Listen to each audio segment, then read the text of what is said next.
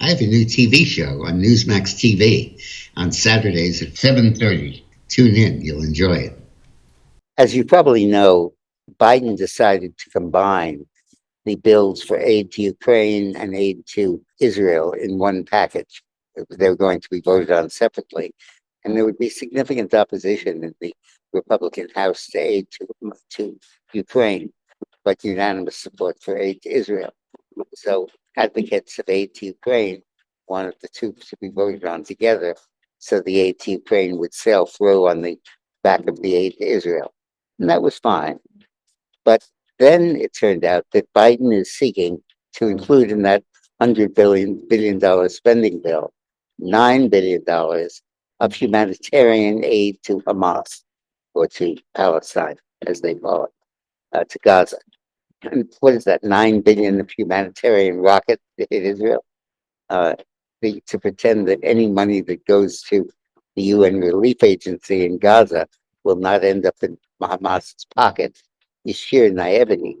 The UN relief agency, the refugee relief agency, is completely in the pocket of Hamas. In fact, it's worse than just that they serve their masters in Hamas.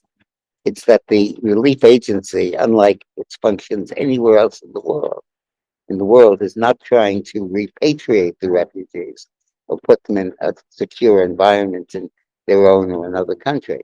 Instead, they're dedicated to perpetuating their lives as refugees, living in refugee camps behind barbed wire, because that way they can reinforce their claim that their residence there is only temporary until that horrible mistake the UN made in establishing the state of Israel gets wiped out and they can return to Palestine. And it's that fantasy that is animating so much of the Hamas opposition to Israel. So now Biden is taking it one step further and saying, let's give them $9 billion in humanitarian aid to distribute in Gaza. That is obviously going directly into the war and into funding the war. So this is the most cynical ploy you can imagine. The president is combining aid to Israel, in effect, with aid to Hamas in the same package and characterizing it as a pro-Israeli package to help Israel win the war. Absolutely cynical, diabolical, and absurd. Senator Marshall Blackburn of Tennessee is leading the fight against it.